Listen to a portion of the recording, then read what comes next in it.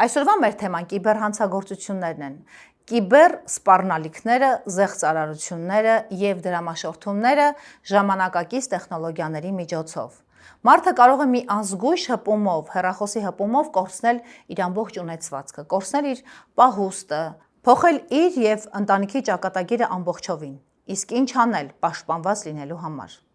Այսօրվա իմ հյուրը Անահիսն է Սարդարյան, նա հայտնի է ձեզ բարեգործական ծրագրերի համակարգմամբ, իսկ երիտասարդության շրջանում հայտնի է որպես գեղեցկուհի բլոգեր։ Կզարմանաք, բայց նույնիսկ Անահիսի պես, այսպես ժամանակակից մարդը համարյա մի կերպ է խուսափել զեղծարարությունից, օրեր առաջ իրեն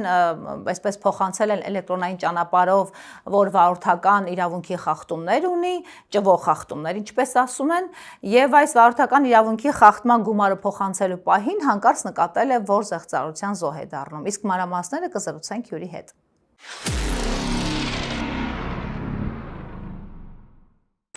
Ինչպես Սեյրան Սարոյանը կասեր, դու այդքան գրագետ մարդ, մեդիա գրագետ մարդ, ոնց դարձար զոհ զեղծարարության։ Կամ ոնց կարողացար փրկվել Անահիս ջան։ Փրկվելը չես կարող ասես փրկվել եմ թե չէ, որովհետև հնարավոր է մինչ այդ մուծել է։ Այո, եթե օրինակի համար գումար չի գանձվել քարտիցս, դա դեռ չի նշանակում, որ օրինակ հեռախոսից մեջ հիմա ինչ որ մարդիկ նստած ինչ որ ինչ ուզեն, ամեն ինչ չեն ուզում ու չեն անում։ Ինչ եմ դա ասում, որովհետև շատ եմ լսել էլի կողքից կարծիքներ, որ եթե տենց լինքեր ա գալի ոչ միայն զեղծարարներ են, այլ նաև ինչ որ ուզում են հեռախոսդ կոտրեն եւ այսինքն ազգային անվտանգության ծառայությունից չեմ կարող ասեմ ջանիկներ, ով է իմ հեռախոսի մեջ չի բացառվում, որովհետեւ նույն ազգային անվտանգության ծառայությունը կուզենար օրինակ հանրային ակտիվ գործունեություն ծավալող այն էլ քո պես մարդկանց, ովքեր հազվադեպ ընդդիմադիր բլոգերներից են, երևի կուզենար, բայց ստորիները նայեն Սյուզ, ինձ թվում է ամենայն անկեղծեմ այնքան թափանցիկ կա իմ մոտ, որ ցենց կարելի է։ Ընդհանուր առմամբ մենք երբեք չենք թաքցնում մեր մտածողության ձևը ու մեր վարքագիծը, բայց ինչպես պատահեց, խնդրում եմ մենք մեր հետևորդներին տեղեկացնենք այդ մանրամասները, որպեսզի սա լինի նաև դաս, զգոն լինեն։ Իդեպ մեր փորձագետը, որը քեզնից հետո պիտի կոմենտի մեր հաղորդումը եւ քո պատմությունը, ինձ հեռախոսով ասաց, որ իրեն ծանոթ չէր այս ձևը։ Ասես սա նորարարություն է։ Իսկ երբ որ ես դրեցի ստորի իմ բաժնում, ահա, Instagram-ի, դե գիտես, հետևորդներից բանակը մեծ է,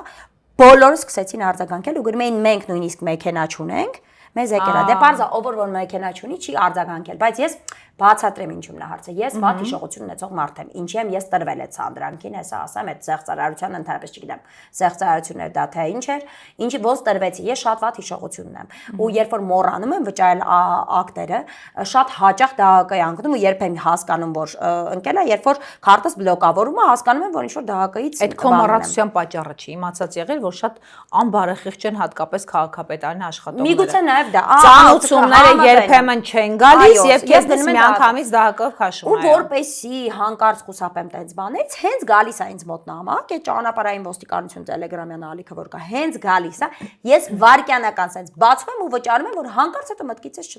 չթռնի։ Նամակ եկավ։ Մի քանի օր առաջ էր, չէ՞, դեպքը եղավ։ եղավ։ Երևի մի շաբաթ մաքսիմում ինձ թվում է։ Նամակ եկավ SMS-ով, մտա երկար բավականին մեծ նամակ է, կարող եմ կարդալ բարձրաձայն, ինքը շատ գրագետ գրված նամակ է։ Մենք նաև էկրանում կպահենք, վստահ եմ, հա։ Ինքը բավականին sense գրագետ գրված նամակ է։ Ճանապարհային ոստիկանություն զգուշացում ձեր տրանսպորտային միջոցի ինչ որ M12 ինչ որ կոդ է գրված, որը որ դե դու հոանգիր ինձ թվում է ոչ մեկ իր տրանսպորտային միջոցի հետ տեղ պասպորտի այսպես ասած կոդը անգիր չգիտի։ Եվ նայում ես ասում հա երևի էլի եմ որ հեսա հասկանում արձանագրությամբ սահմանված դու գանք տանցել է վճարման վերջնաժամկետը, այսինքն սադրանքը տարվում է նրան որ դու մի բան էլ անցել է եւ եթե դու 24 ժամվա ընթացքում պարտավորությունը չմարելու դեպքում գործը կուղարկվի դահակը, հասկանում ես իրանք նենց են բռնել, որ դու քեզ մի հատ արագ ու դե պատկերացրու ես հապճեպ եւ զգացմունքային, ասում այս լինքով անցեք ու roadpolice.am Պիտի ուշադիր լինենք, հարգելի ունես, այսպիսի նամակներ կարող եք ստանալ, որը տիպիկ ծանուցման օրինակ է։ Տիպիկ։ Ու այդ roadpolice.am-ը ես սենց ավտոմատ roadpolice.am վերջում գրված է։ Ես սենց չկպնես։ Հա, կոպի եմ անում, դնում եմ այդ դաշտում, բացում եմ ու բացվում է ամբողջությամբ ներքին գործերի նախարարության այդ սայթին, հա մեկին մեկ սայթ։ Այսինքն, եթե դու այդ սայթում երբևիցե վճարում արել ես, դու նույնիսկ կասկած քո մոտ չի առաջանա, որ դա կարող է։ Իսկ դա մի օրում չի արվել, չէ՞, դա պարզա չէ, որ ինչ որ բրուտ ատաղծագործներ փոքրիկ չինացիկ չեն նստած ընդ ինչ որ դա սարքում։ Դա ինչ որ լուրջ IT-շնիկներ են, լուրջ համակարգ ստեղծողներ են, լուրջ նաև համակարգի հետ կապ ունեցող։ Չգիտես, ուզում եմ ասեմ, դա մի օրում չի կարա ինչ որ մի ժամում ստեղծվի, ու ես գիտեք ինչի վրա էի զարմանում։ Ամենայն անկեղծությամբ, երբ որ ես ընտրությունների օրերին լսում եի այդ ձայնագրությունները, որ են ինչ որ տենց ընտրակաշարքների մասին, այո, Սիրանու շտատը ինչ որ Գուրգեն պապին զանգում ասում է, դե լսում ես, ես քեզ ինչ եմ ասում, հələ էտին բեր, ասում են էտի հաստատ փողն ա ուզում։ Ես միշտ նստած ամենայն անկեղծությամբ մտածում եմ, այ մարդ, ու մտքով անց է, դե բոլորի երախոսները չեն, դե ես իհարկե լավ կարծիք եմ մերոնց մասին, իհարկե բոլորի երախոսները չեն լսում։ Մտածում եմ Սիրանու շտատին պիտի չէ օրինակ դատարան միջնորդություն գնա, որ մենք համարում ենք Սիրանու շտատին օրինակ ինչ որ հանցագործություն կատարած անձ, որ թույլ տարվի նրան դատարանով իրավունք տրվի գաղտնալսելու։ Ես իսկապես տենց էի կարծում, որտեվ այդպես է իրական օրենքը։ Որովհետև գաղտնալսելու իրավունք միայն դատարանը պիտի իրավունք ունի տալ, այ ու ես մտածում եմ շատ խելոք բան առաջարկեց, որպեսզի դուք կենտրոնանաք։ Հիմա երևի թե քաղաքական այդ բամբասանքները շատ են, դուք անդադ նայում եք թե ինչ է քրեական, ինչ քրեական գործ, ինչ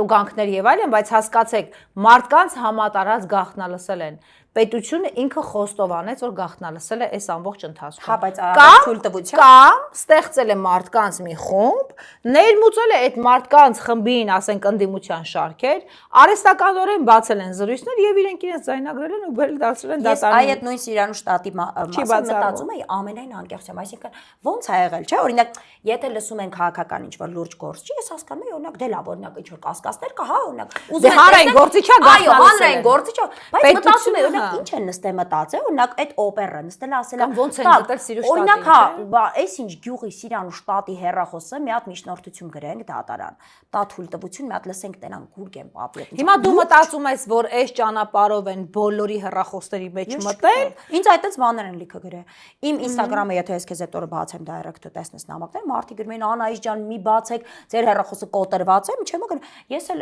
դիմում եմ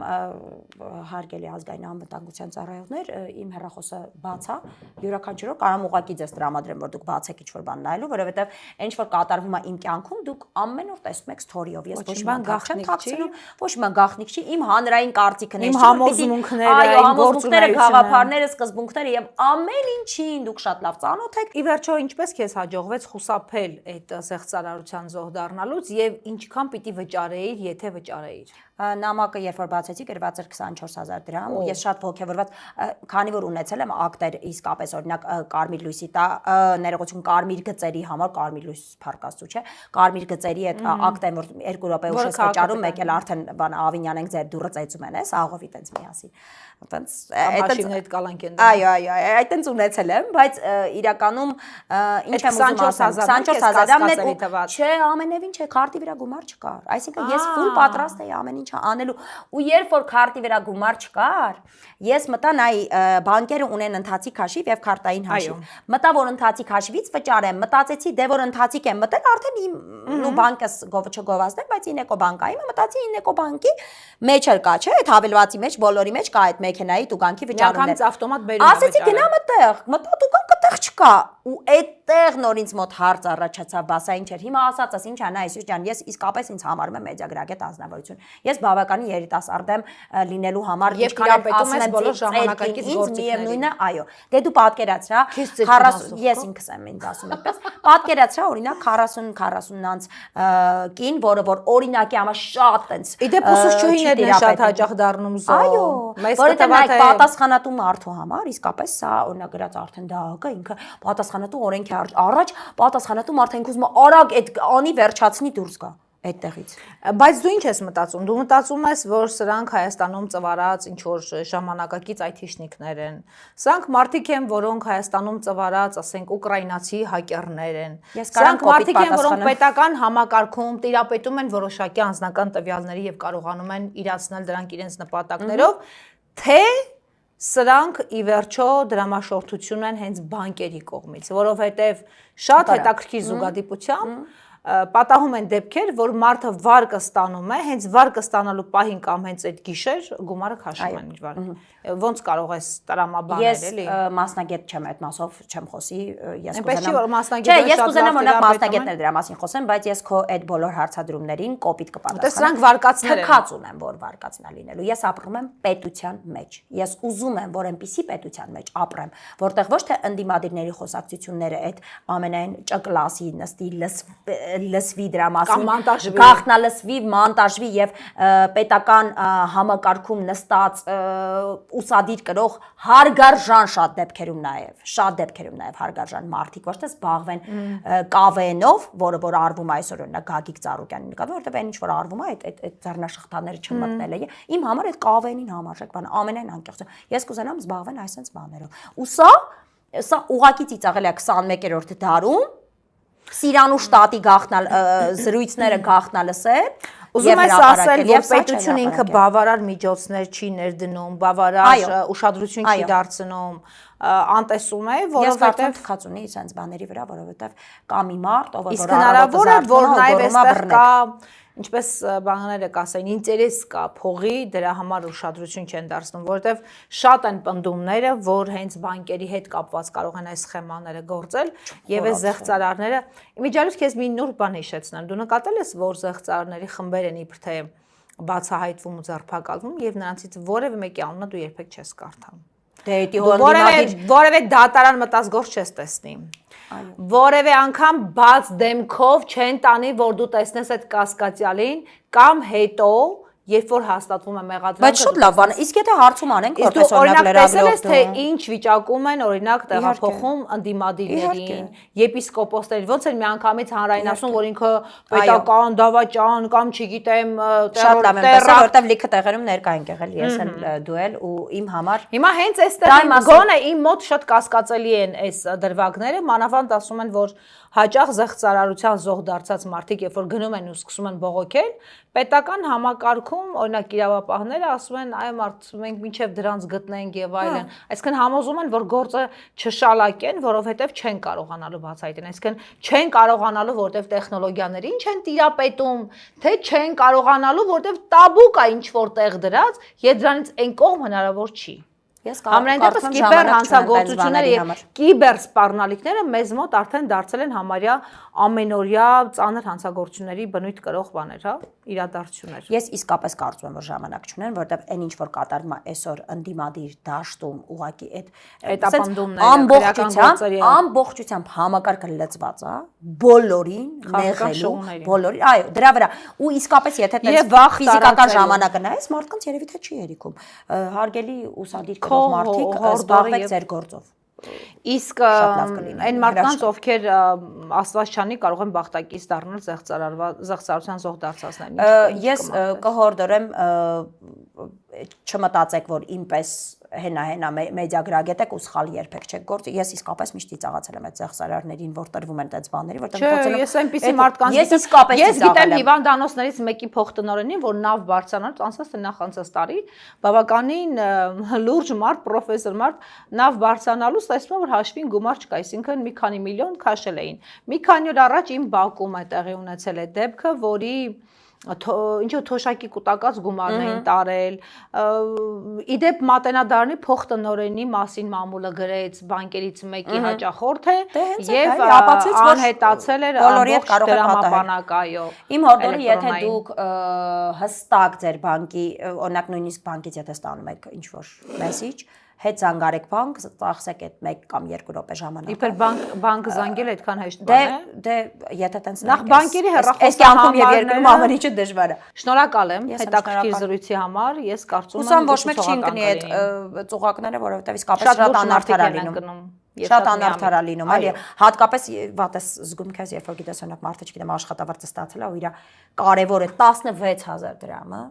ինքը ինչ որ կորցրել։ Ես իմիջիալուց գիտեմ մարդկանց, որոնք իրենց դրամապանակներին էլեկտրոնային գումար չեն պահում, կանխիկ ասում են հենց այս զեղծարարությունից խուսափելու։ Իա, բայց մեր բանը ցիլոյով մարդ հասելա չի կարելի կանխիկ փող պահել։ Շուտով դաժե